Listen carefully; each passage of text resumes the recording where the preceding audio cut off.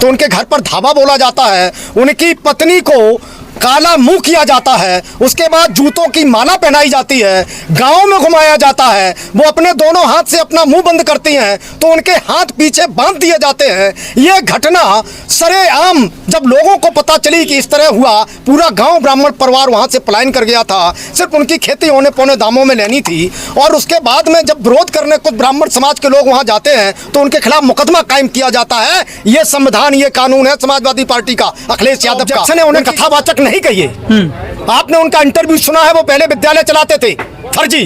जब सरकार बनी, योगी सरकार बनी, बंद हुए फर्जी विद्यालय। उसके बाद उन्होंने बौद्ध कथा कहना शुरू किया, उनका धंधा नहीं चला तो फिर उन्होंने फर्जी आधार कार्ड बनवाकर अग्नोत्री अपने नाम के आगे लिखकर और यहाँ पर इस तरीके से साजिश करने का काम किया। वो साजिश करता है, वो कथावाचक नहीं थे। मैं फिर कह रहा हूँ, इसलिए कथावाचक कहना कथावाचकों का, जो भी कथावाचक है उनका अपमान है। अखिलेश जी जो है उनको तो समाजवादी पार्टी कार्यालय लखनऊ बुलाकर कथा करवा रहे हैं, यही तो में करवा रहे हैं। यही तो मैं कह रहा हूँ, ये उनका चरित्र है कि वो अपराधियों को सम्मानित करने का काम करते हैं। उन्हें पता है इन्होंने अपराध किया है, कानून से खिलवाड़ करके दो आधार कार्ड बनाए हैं, उन्हें प्रदेश मुख्यालय पर बुलाकर सम्मान करते हैं। और सम्मान किस बात पर करते हैं कि 2 आधार कार्ड थे, उन्होंने बड़ी साजिश रची थी और उसके बाद उनसे गाना भी सुनने का काम करते हैं वहां पर। ये उनकी गंभीरता है और इसकी मैं कड़ी निंदा करता हूं।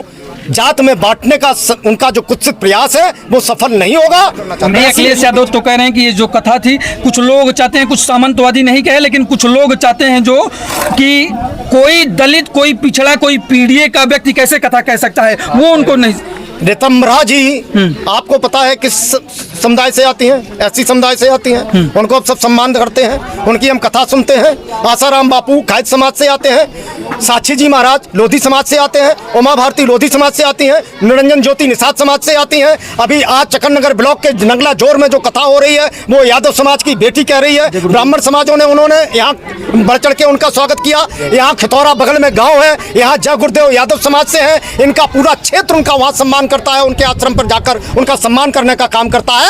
लेकिन वो साजिश करता नहीं होते, अपनी जात को छिपाने का काम नहीं करते, वो 2 आधार कार्ड बनवाने का काम नहीं करते। इसलिए मैं मांग करता हूं कि वो साजिश करता थे, जो कथा कहने आए थे उनके खिलाफ भी कड़ी से कड़ी कार्रवाई। समाजवादी पार्टी के राष्ट्रीय अध्यक्ष और पूर्व मुख्यमंत्री अखिलेश यादव, देख लीजिए, ये आपका इटावा है, ये समाजवादी का गढ़ है। आप जिस संविधान को कहते हैं ये संवैधानिक तरीके से सूबे के मुख्यमंत्री योगी आदित्यनाथ की सरकार नहीं चल रही है। आप देख लीजिए किस तरीके से सड़कों पर संविधान का उल्लंघन किया जा रहा है, पुलिस का और पुलिस के लोगों का। किस तरीके से समाजवादी पार्टी के लोग जो हैं, यादव सेना जो है, वो सरेआम खुलेआम जो है वो इटावा की सड़कों पर तांडव कर रही है। इसका वीडियो आप देख लीजिए, वीडियो ये भी देख लीजिए जो पुलिस प्रशासन की गाड़ी पर जो है पत्थर बरसाए जा रहे हैं। वीडियो ये भी देख लीजिए जो लगातार सड़कों पर फायरिंग की जा रही है यादव सेना के द्वारा। गगन यादव अल्टीमेटम देते हैं, उधर जातिगत मामला बनाने का प्रयास करते हैं। अभी हम दादरपुर में हैं, सीधा लोगों से बात करने की कोशिश करेंगे कि आखिरकार जो संविधान की दुहाई देने वाले अखिलेश यादव लगातार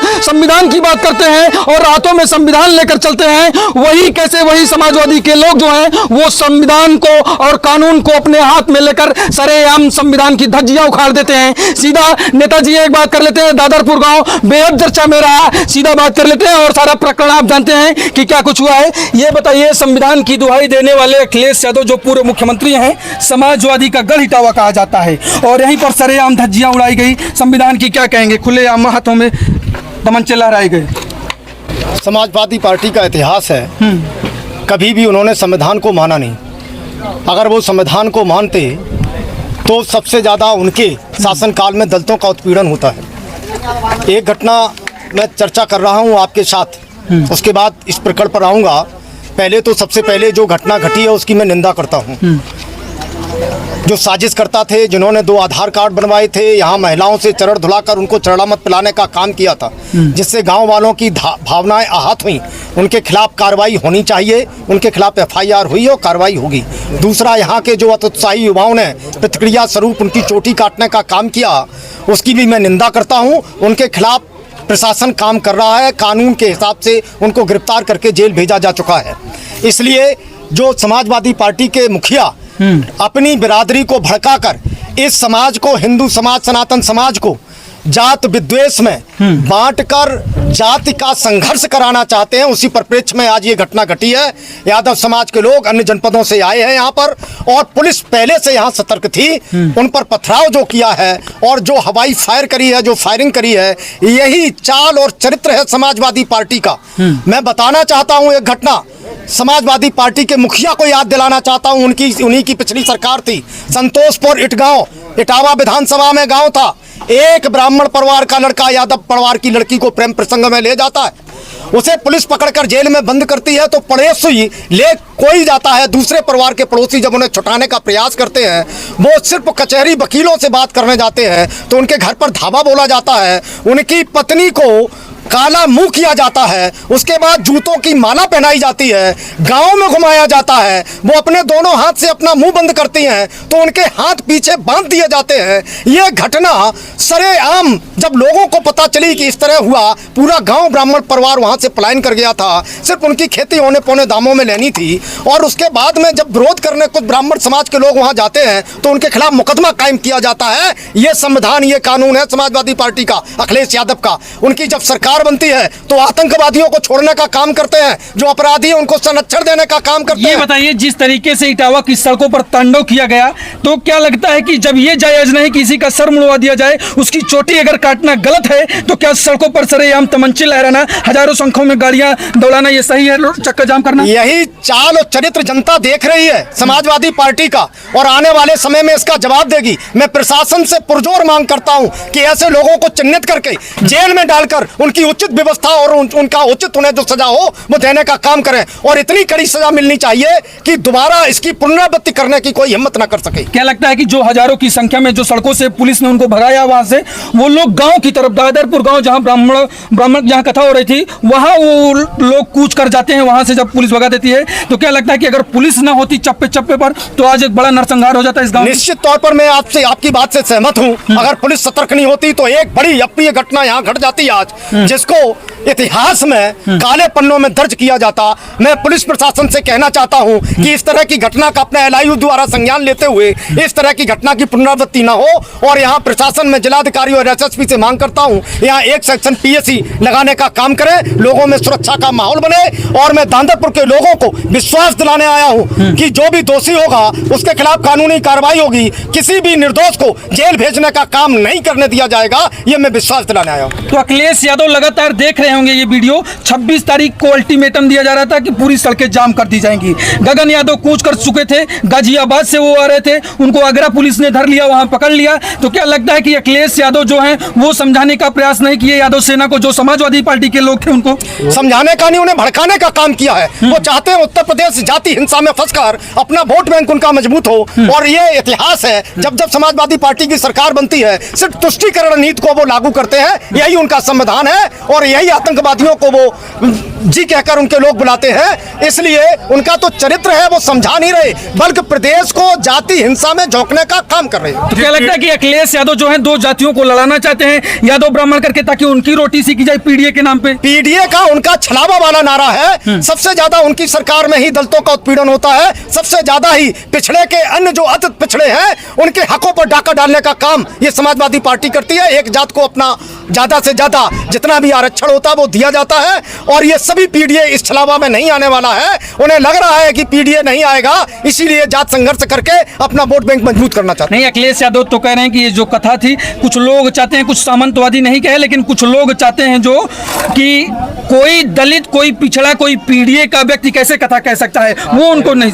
रितम्भरा जी आपको पता है किस समुदाय से आती हैं? एससी समुदाय से आती हैं। उनको सब सम्मान करते हैं, उनकी हम कथा सुनते हैं। आसाराम बापू खायत समाज से आते हैं, साक्षी जी महाराज लोधी समाज से आते हैं, उमा भारती लोधी समाज से आती हैं, निरंजन ज्योति निषाद समाज से आती हैं। अभी आज चकननगर ब्लॉक के नंगला जोर में जो कथा हो रही है वो यादव समाज की बेटी कह रही है। ब्राह्मण समाजों ने उन्होंने यहाँ बढ़ चढ़ के उनका स्वागत किया। यहाँ खितौरा बगल में गाँव है, यहाँ जय गुरुदेव यादव समाज से है। इनका पूरा क्षेत्र उनका वहाँ सम्मान करता है, उनके आश्रम पर जाकर उनका सम्मान करने का काम करता है। लेकिन वो साजिश करता नहीं होते, अपनी जात को छिपाने का काम नहीं करते, वो दो आधार कार्ड बनवाने का काम नहीं करते। इसलिए मैं मांग करता हूं कि वो साजिश करता थे, जो कथा कहने आए थे उनके खिलाफ भी कड़ी से कड़ी कार्रवाई की जानी चाहिए। नहीं, अब तो कथावाचक के ऊपर एफआईआर हो गई है, तो लोग कहेंगे कि यादवों को योगी सरकार में सताया जा रहा है। मेरा आप पर ऑब्जेक्शन है, उन्हें कथावाचक नहीं कहिए। आपने उनका इंटरव्यू सुना है, वो पहले विद्यालय चलाते थे फर्जी। जब सरकार बनी, योगी सरकार बनी, बंद हुए फर्जी विद्यालय। उसके बाद उन्होंने बौद्ध कथा कहना शुरू किया, उनका धंधा नहीं चला तो फिर उन्होंने फर्जी आधार कार्ड बनवाकर अग्नोत्री अपने नाम के आगे लिखकर और यहाँ पर इस तरीके से साजिश करने का काम किया। वो साजिश करता है, वो कथावाचक नहीं थे। मैं फिर कह रहा हूँ, इसलिए कथावाचक कहना कथावाचकाओं का, जो भी कथावाचक है उनका अपमान है। अखिलेश जी जो है उनको तो समाजवादी पार्टी कार्यालय लखनऊ बुलाकर कथा करवा रहे हैं, यही तो कार्यालय में करवा रहे हैं। यही तो मैं कह रहा हूँ, ये उनका चरित्र है कि वो अपराधियों को सम्मानित करने का काम करते हैं। उन्हें पता है इन्होंने अपराध किया है, कानून से खिलवाड़ करके दो आधार कार्ड बनाए हैं। उन्हें प्रदेश मुख्यालय पर बुलाकर सम्मान करते हैं, और सम्मान किस बात पर करते हैं कि 2 आधार कार्ड थे, उन्होंने बड़ी साजिश रची थी, और उसके बाद उनसे गाना भी सुनने का काम करते हैं वहां पर। ये उनकी गंभीरता है और इसकी मैं कड़ी निंदा करता हूं। जात में बांटने का उनका जो कुत्सित प्रयास है वो सफल नहीं होगा, ऐसी मेरी अपेक्षा है। उनका सर मुलाया गया था मुकुट यादव जी का। अच्छा, ये बताइए कितना जायज है कि किसी कथावाचक का जो है वो आप अपने घर पे बुलाएं और उसके साथ जो उनका सर मुड़वा दें? फिर मैं कह रहा हूँ, कथावाचक नहीं, वो साजिश करता है। लेकिन कोई भी हो, किसी का सिर मुड़वाना ये अपराध है, और ये अपराध यहाँ के बच्चों ने अत्युत्साह में किया है, रोष के कारण किया है, इसलिए उनको कानून सजा दे रहा है, उनको जेल भेजा गया। क्या कहेंगे, जिस तरीके से आज हजारों की संख्या में यादव सेना के लोग इकट्ठा हुए थे, समाजवादी पार्टी के लोग इकट्ठा हुए थे, तो गांव में कैसा माहौल है जिस तरीके से वो लोग इधर कूच कर रहे थे? तो प्रशासन की सूझबूझ से आज जो जाति हिंसा रुकी है, वो जाति हिंसा में इस प्रदेश को झोंकना चाहते हैं। इसलिए प्रशासन पहले से मुस्तैद था, इसलिए हिंसा रुक पाई है। अच्छा, मतलब पुलिस की वजह से आज एक बड़ा मतलब बड़ा हादसा होने से रुका है। नहीं, इस गांव में बहुत बड़ा नरसंहार होता, बहुत बड़ी जनहानि होती। अच्छा, क्या कहेंगे जिस तरीके से पुलिस की गाड़ियों पर पथराव हुए, पूरी सड़कें जाम कर दी गई, गाड़ियां तोड़ दी गई, और तमाम अपशब्द जो है ब्राह्मणों को गालियां दी गई, तमाम अपशब्द बोले जा रहे थे, क्या कहेंगे? ये समाजवादी पार्टी का दोहरा चरित्र है, और माननीय क्षेत्रीय उपाध्याय जी ने जो विषय रखा है वही है कि उनका जो है, आप अगर उन्होंने अपराध किया तो उनको सजा मिल रही है। जब उनको सजा मिल रही है तो लगातार हम देख रहे हैं कि फिर किसी विशेष वर्ग को टारगेट करके आप अपमानित करने का काम कर रहे हैं। जो आपने अभी कहा था, एक पत्रकार महोदय ने पहले भी कहा था कि आप भी तो वही काम कर रहे हैं जो उन्होंने किया। तो उनको अपराधी जो है, जो लड़के जिनसे गलती हुई, उनको सजा प्रशासन ने दी है। उसके बाद उनके खिलाफ भी मुकदमा लिखा गया है, 2 आधार कार्ड रख रहे हैं, वो भी एक साजिश करता है। उसके बाद जब यहाँ पे मुकदमा लिख गया है, फिर ये सब तमाशा क्यों? ये किस श्रेणी में आता है? मैं पूछना चाहता हूँ समाजवादी पार्टी के उन तमाम नेताओं से। ये पूरा समाज देख रहा है कि आपके ये गुंडे यहाँ जो है ये क्या करने आए थे, ये दबंगई, ये गुंडई, ये पूरा प्रदेश की जनता देख रही है, और उचित समय पे आपको जैसे जवाब मिलता रहा है वैसे ही जवाब मिलेगा। मतलब खुलेआम सड़कों पर गुंडई कर रहे हैं? बिल्कुल कर रहे हैं। हाँ। अगर आज जो है माननीय योगी जी सत्ता में न होते तो पहले जो माननीय क्षेत्रीय उपाध्याय जी ने अभी विषय रखा था कि संतोषपुर इटगांव में एक कांड हुआ था, तब आपकी समाजवादी पार्टी की सरकार, उस समय अखिलेश जी सत्ता में थे, क्या किया था आपने कुछ किया था?